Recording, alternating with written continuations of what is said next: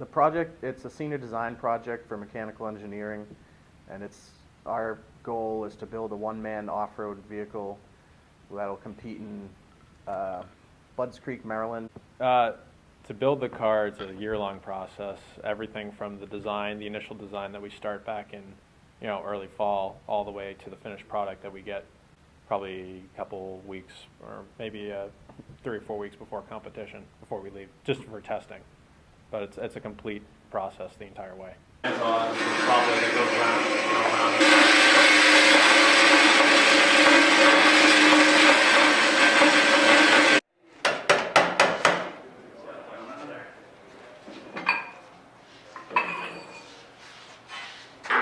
Came in the fall, we got the team, everyone together and organized, found a faculty advisor, and then started basically fundraising and looking for sponsors. And once we got to that point, we started designing the car from the ground up. Yeah, it's going to come in like that, right? Yeah. So that's going to be at a certain angle from here, and then when we stick it in that thing, we can just turn that a different angle and get that bend.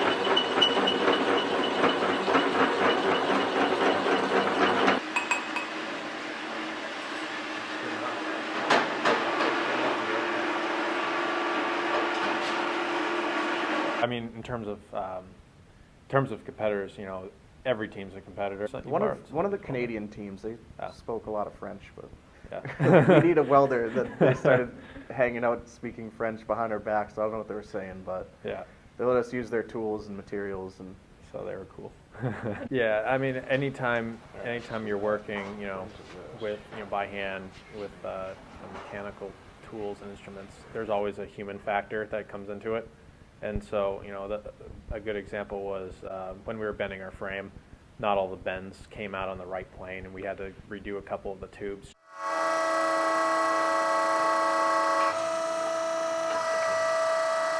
So yeah, it was just little factors that are basically you can't really control. Like you're only so accurate, and then you start adding them on top of each other, and they kind of compound and get way worse. So.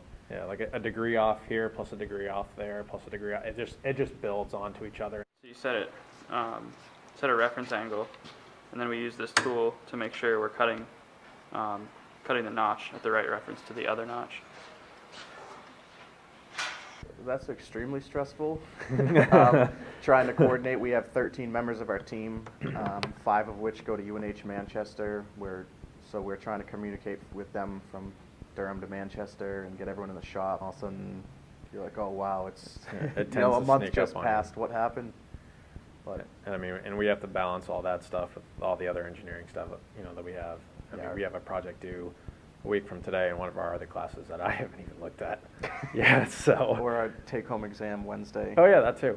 Yeah, forget about that. So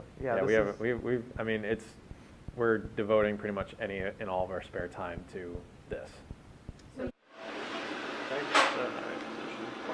So hang on. You need to plug this one back in too. Yeah. I'll double check. So this is going to be. Sleep is minimal. Sleep Spring break It wasn't was really just a a break. time to not have class and work on the Yeah. car. Like that wasn't a vacation.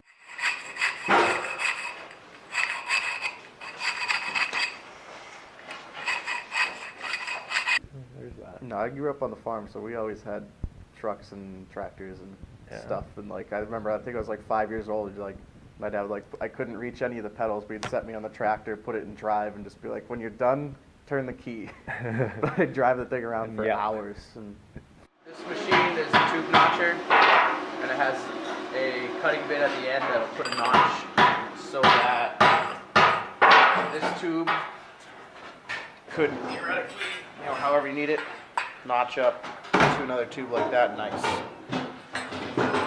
UNH's mechanical engineering program is tough.